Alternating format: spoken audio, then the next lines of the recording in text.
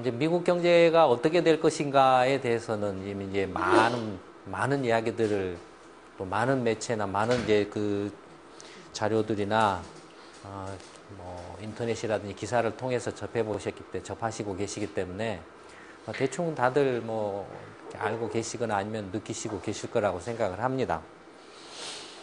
근데 이제 미국 경제가 어떻게 될 것인가를 그 이야기하는데 그러면 조금 더 직관적으로 와 닿는 이제 그 이야기를 간단하게 한두 마디만 더 좀 말씀을 드려보자면, 현재 이제 미국 경제가 2008년 금융위기를 겪으면서 특히 이제 미국에서 이제 부동산 투기 거품이 붕괴돼서, 투기 거품이 이제 금융과 같이 이제 맞물려서 이제 문제가 생겼지 않습니까? 그것이 이제 무너지면서 미국 경제가 이른바 Great Recession, 경기 후퇴 내지는 경기 침체, 대경기 침체라고 불리는 이제 경기 불황을 경기 침체를 겪고 있는데, 2008년 금융위기 이후에 어쨌든 이제 경기 부양책이다, 아까 이야기가 나왔던 이제 FRB의 양적 통화 악재책이다, 제로금리 정책이다, 뭐다 해서 조금씩 이렇게 뭔가 회복은 하고 있는 듯한 모습이다 이거죠. 그래서 이제 실업률도 금융위기 직후에 10%까지 치솟았다가 지금은 이제 거의 7%대까지 들어와 있는 7.9% 이렇게 들어와 있는 상태라고 하고 있고, 그 다음에 이제 집값도 완전히 이제 거의 주저앉았다가 바닥권에서 이제 조금 벗어나려고 하는 그런 모습을 보이고 있고, 애플 같은 경우는 거의 미국 증권 역사상 또는 세계 증권 역사상 사상 초유의 상상을 초월할 정도의 엄청난 시가총액을 이렇게 갱신을 계속 해왔죠.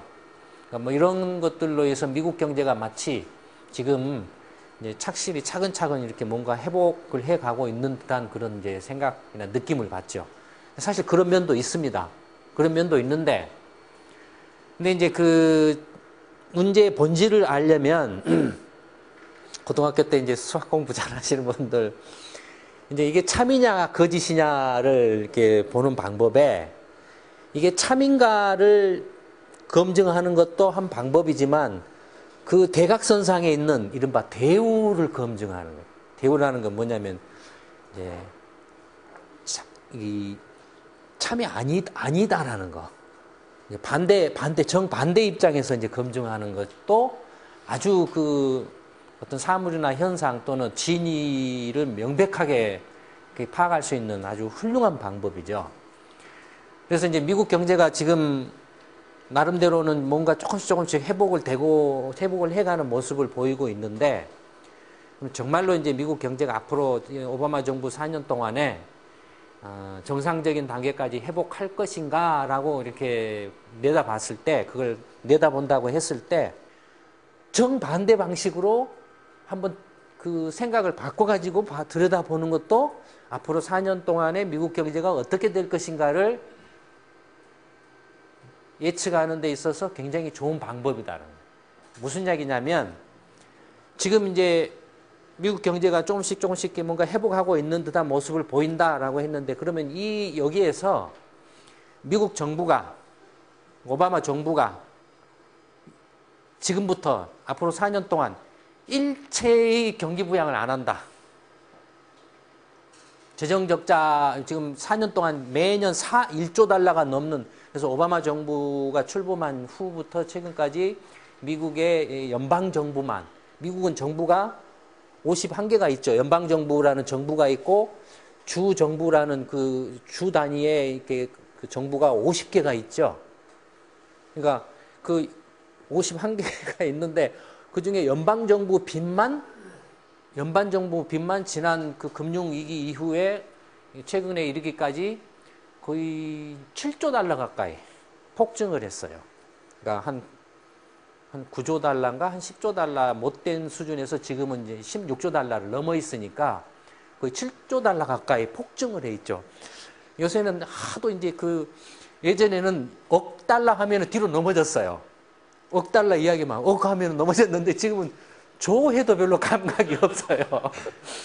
너무 그냥 덩치들이 커져가지고 지금 그저 그런가 보다 이렇게 생각을 하고 있는데, 그러니까 연방정부의 빚이 지난 4, 5년 동안에 7조 달러 가량 늘었다라는 것은 1조 달러면 한국의 1년치입니다. GDP. 한국 국민들이 1년 동안 열심히 일해가지고 경제활동을 해서 벌어들인 부가가치의 총합의 1년 동안의 GDP예요. 그런 GDP에 해당하는, 그러니까 한국 경제 규모에 해당하는 빚을 지난 4, 5년 동안에 7번을 썼다라는 거예요. 7번을. 근데 미국에 50개 주가 있지 않습니까? 미국의 50개 중에서 한국 경제보다도 규모가 큰 주는 몇 개 안 돼요. 캘리포니아 주 같은 경우 한국 경제보다 훨씬 크죠. 한 1.7배, 거의 한 2배 정도 되나요? 근데 알기 쉽게 미국의 그 GDP가 지금 15조 달러니까 15조 달러인데 50개 주면은 평균적으로 치면은 한 개 주당 얼마입니까? 50개 주면 3천억 달러인가요? 그 정도죠? 그러니까 한 개 주 평균이 3천억 달러 규모예요. 그게 50개가 있는 거예요. 미국, 그래서 이제 미국 전체를 이루는 거죠. 근데 한국이라는 나라 하나는 지금 1조 달러예요. 그러니까 보통 평균 주의 경제 규모의 한 3배를 조금 넘죠. 한국 경제가. 그렇죠. 그러니까 그 미국 연방 정부가 지난 그 금융 위기 이후에 7조 달러 가까운 빚을 이렇게 늘려서 경기를 떠받쳤다라는 게 얼마나 엄청난 빚을 쏟아부어서 지금 유지를 해오고 있는 걸 알 수 있죠. 근데 그런 식으로 해왔는데 이제부터 오바마 정부가 이제부터 빚을 이제 안 내고 일체 경기 부양을 안 한다라고 쳤을 때 어떻게 되냐 이거죠. 미국 경제가 어떻게 될 것 같냐라는 거죠. 확실하게 보이죠. 그러니까 미국 경제가 오바마 정부가 계속 경기 부양하고 뭐 했는데 앞으로 어떤 정책을 또 계속하고 뭐 재정 단절이나 뭐 이런 것들을 또 해결하고 막 갔을 때 미국 경제가 어떻게 될 거냐라고 그 모습을 생각하는 건 약간 좀 어렵고 좀 상상이 잘 안 돼도 반대로 오바마 정부가 일체의 빚을 쓰지 않고 경기 부양을 하지 않는다라고 했을 때 미국 경제가 어떻게 될 거냐는 이건 확실하게 뭔가 느낌이 오죠. 그렇죠. 또 FRB가 금융위기가 발생하면서부터 금리를 0%로 툭 떨어뜨리고 그다음에 달러를 막 찍어내가지고 금융위기 전에는 한 9천억 달러 이렇게 풀었는데 금융위기가 나고 나서 최근 1위까지 이제 거의 3조 달러로 이렇게 한 2조 달러 가량 이상 넘게 돈을 찍어서 이렇게 뿌렸다라는 거예요. 이른바 이제 양적 확대책이라 그래가지고 돈을 뿌렸다라는 거죠. 그러니까 FRB도 한국 경제의 2배가 넘는 달러를 찍어서 뿌렸다라는 거죠. 그렇죠. 뭐 앞으로 어떻게 되냐면 Q3 했으니까 다음에 Q4 하면 어떻게 될까? Q5 하면 어떻게 될까? 이렇게 하는 것도 좀 애매해요. 어떻게 될지 미국 경제가. 그러나 반대로 이제 FRB가 달러를 더 이상 안 찍어내고 QE 정책을 안 한다라고 했을 때, 그래서 QE 정책을 해서 찍어내면 뭘 했죠? 국채도 사고, 집도 사고, 막 이렇게 했잖아요. 근데 FRB가 이제부터는 4년 동안 그런 걸 일체 안 한다라고 했을 때 미국 경제가 어떻게 될 거냐. 이건 확실하게 뭔가 느낌이 오죠. 금방 망할 거라는 거. 금방 망할 거라는 느낌이 오죠. 그러니까 미국 연방정부나 미국 FRB가 지금 일체에 뭔가 그 경기를 떠받치는 정책을 하지 않는다라고 하면 미국 경제는 금방 망해버릴 거다. 그러니까 미국 경제 상황이 지금 어떻다라는 걸 알 수 있죠. 확실하게. 미국 경제는 지금 그래서 현재 금융위기 이후에 지금까지 이르기까지 어떻게 버텨왔다? 뭘로 버텨왔다? 연방정부 빚과 FRB가 찍어낸 그런 그 달러로 버텨온 거죠. 그러니까 여전히 미국 경제는 연방정부나 FRB가 그 정책적으로 뭔가를 하지 않는 상태에서는 미국 기업이나 가게 스스로는 지금 일어서지 못한, 아직도 여전히 중환자실에 있죠. 아직도. 그러니까 오바마 정부 4년 동안에 미국 경제가 어떻게 될 것인가 하면은 하나는 확실하죠. 뭐가 확실합니까? 끝날 때까지 계속 경기 부양할 거라는 거. 정권 끝날 때까지. 연방정부는 계속 빚을 내서 떠받칠 거고, FRB도 계속 돈을 찍어내서 QE 정책을 해야 된다라면 계속 그런 QE 정책을 해야 된다는, 할 수밖에 없다라는, 그거 확실하게 보이죠. 그렇죠? 그런 상태죠. 미국 경제가. 그러니까 어떤 그 현상이나 사물의 어떤 그 실체, 본질을 또는 진위를 파악할 때 그 자체로서 이렇게 들여다보고 이렇게 파악하는 것도 한 방법이지만, 그죠? 그러니까 사람들이 그렇게 생각한다. 이른바 기업이나 가게나 뭐 주식시장이든 금융시장이든 이 시장은 그렇게 생각한다 이거예요. 이걸 하면 굉장히 뭔가 좀 반짝반짝하고 사람 곧바로 미국 경기가 벌떡 일어나서 뛰어다니고 예전처럼 뭐 활발하게 뭐 정상적인 상태로 돌아가고 그런 걸 기대를 한다 이거죠. 그런 기대가 항상 지금 강하게 있다 이거예요. FRB가 무슨 정책을 하고 연방정부가 무슨 정책을 하면은 이게 중환자가 이렇게 사망을 하는 걸 막는, 다시 수혈을 하는 그런 정책인데 이 정책을 자기류로 생각한다 이거죠. 벌떡 일어나서 뛸 거야 곧. 벌떡 일어나서 뛰니까 이렇게 된다 이겁니다. 이해되십니까? 미국 경제 굉장히 좋아질 거야. 그러니까 벌떡 일어나서 뛴다 이거죠. 물론 애플이 뭐 다들 아시는 것처럼 스티브 잡스가 아이폰이라는 정말로 그 획기적인 그 혁신적인 상품을, 스마트폰의 어떤 그 시대를 여는 그런 그 선구자적인 역할을 해서, 그로 인해서 애플 주가하고 시가총액을 보시면 2009년 금융위기 났을 때 2010년 초만 해도 $200 정도였죠. $200 정도였고 시가총액은 2천억 달러가 못 됐어요. 그런데 이제 애플 뭐 4인가요? 2010년쯤에 4가 나왔나요? 아이폰 4가?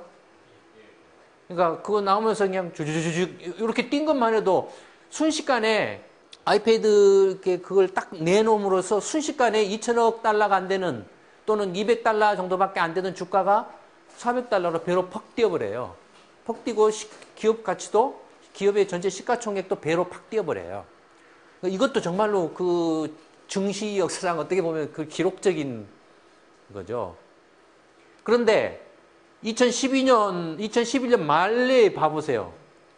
2011년 말에 어떻게 뛰어버리죠? 2010년부터 거의 이제 2009년부터 치면은 이것에 더 한 2배 가까이 뛰어버리죠. 요건 그냥 그림으로 봐도 뭐라는 느낌이 듭니까? 거품이라는 느낌이 들죠. 그림으로 봐도. 그렇잖아요. 그러니까 자기들도 이렇게 퍽퍽 뛰었는데 너무 겁이 나가지고 한때는 $700까지 갔어요. 이게 그러니까 올해 9월 달이죠. 9월 달에 $700까지 갔습니다. 애플 주가가 한 주당 $700 하니까 그때 시가총액이 거의 6,500억 달러를 넘어갔어요. 한국의 GDP의 절반은 하나의 회사의 기업 가치가 한국 경제 절반에 해당할 정도로 뛰어버린 거죠. 그러니까 그때 사람들은 와, 이렇게 애플 정말로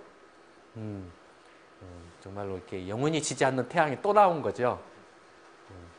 근데 영원히 지지 않는 태양의 그 일본판이 어디였죠? 소니였죠.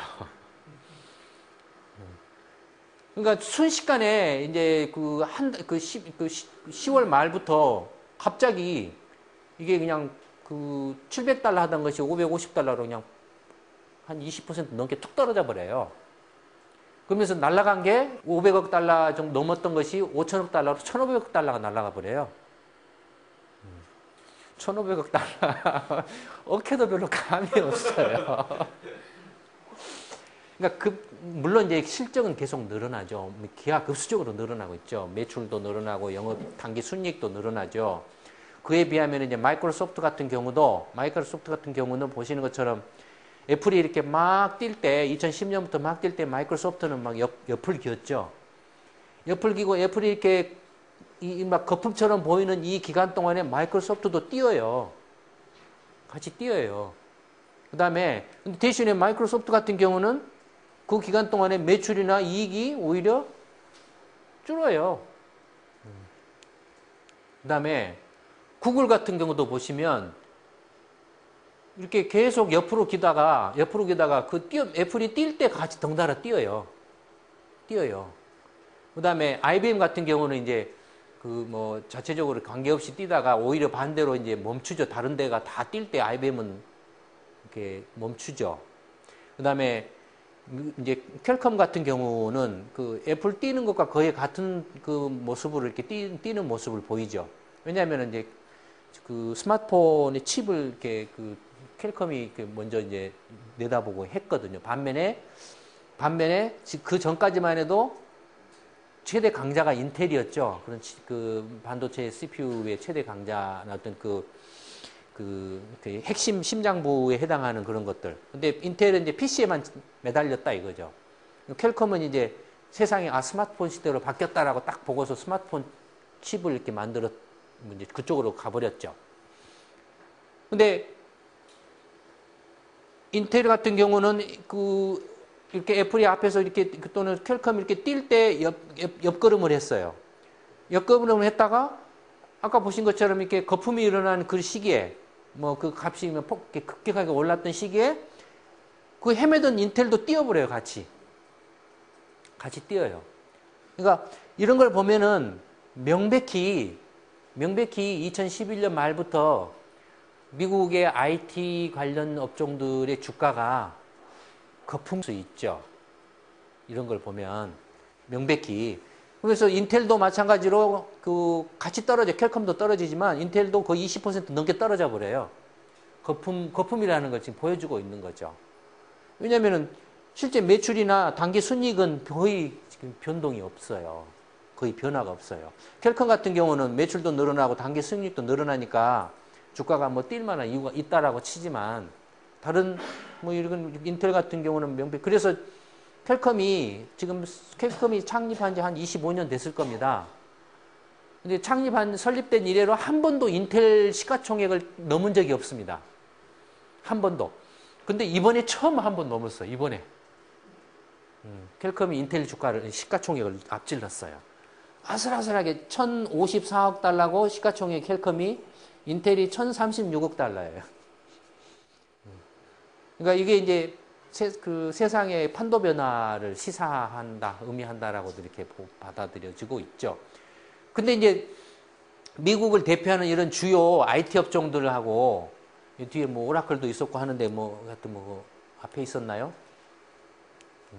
근데 하여튼 그렇다 치고 비교하기 위해서 삼성전자를 이렇게 만들어요. 보시는 것처럼 삼성전자 주가도 2009년, 10년부터 이렇게 조금 옆걸음 하다가 2010년 후반에 뛰었다가 2011년부터 이렇게 아까 애플 뛴 것하고 똑같은 형태로 뛰고 있죠.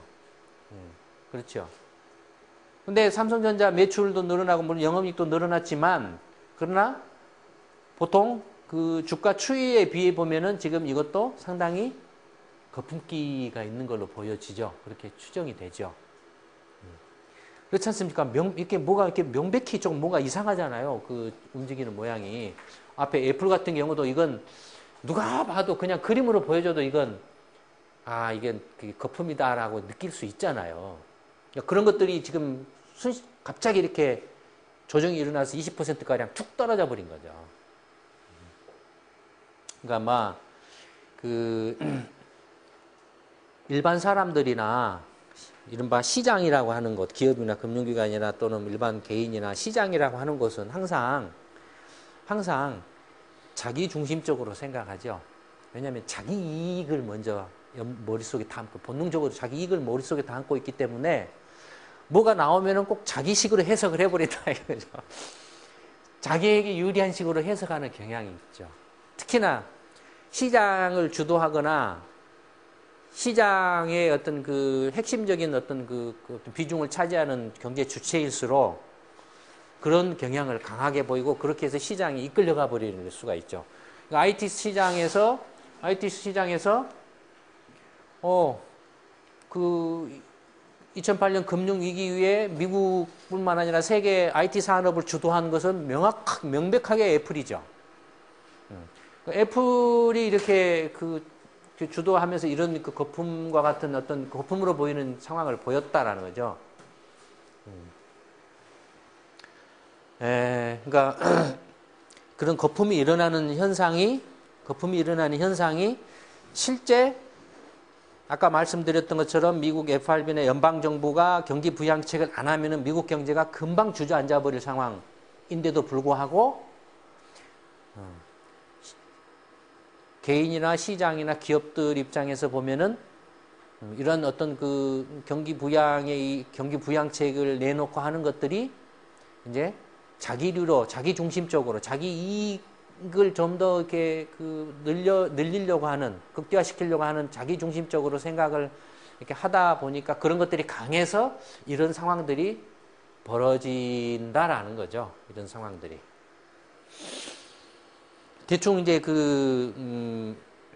오바마 정부가 이제 오바마 대통령이 재선해서 앞으로 4년 동안 오바마 정부 하에서 미국 경제가 어떻게 될 것인가에 대해서 이제 이른바 미국 연방 정부와 FRB의 경기 부양책 내지는 금융 완화책을 중심으로 해서 이제 한번 이야기를 해봤고, 단순하게 이야기를 해보자면, 또 별도의 차원에서 단순하게 이야기를 해보자면, 오바마 대통령이 두 가지 전략을 택할 수 있죠.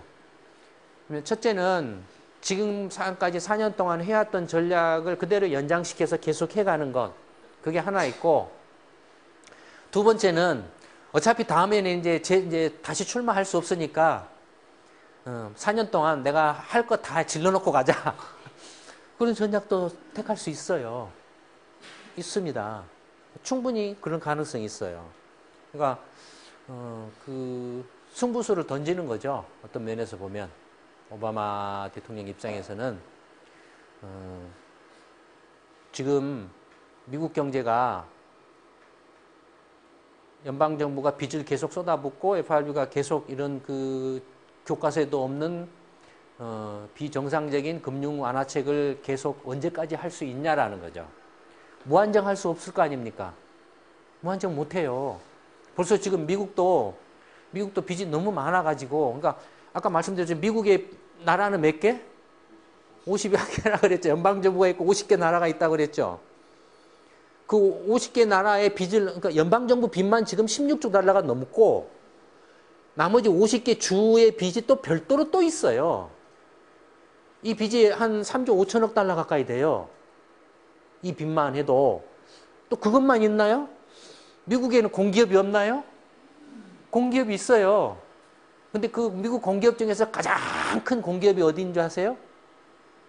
주택금융공사죠. 연방주택금융공사. 망해버린. 그래서 국유화된 페니메이하고 프레디맥이라는 이 거대한 연방주택금융공사 두 개가 있습니다. 이 연방주택금융공사 두 개의 지금 빚이 거의 7조 달러 가까이 되죠. 물론 이제 그 자산도 있죠. 자산은 뭡니까? 주택 모기지 채권이죠. 그러니까 주택 대출 채권이죠. 자산이. 문제는 그게 지금 금융위기 전에 뭐 한 채당 25만 달러 가던 것이 지금은 18만 달러, 17만 달러 툭 떨어져 있다라는 거죠. 그래서 그만큼 손해가 나 있다라는 거죠. 그래서 이제 파산을 한 거죠. 파산해서 국유화된 거예요. 국유화됐기 때문에 그 빚은 이제 연방정부의 빚이죠. 그 빚은.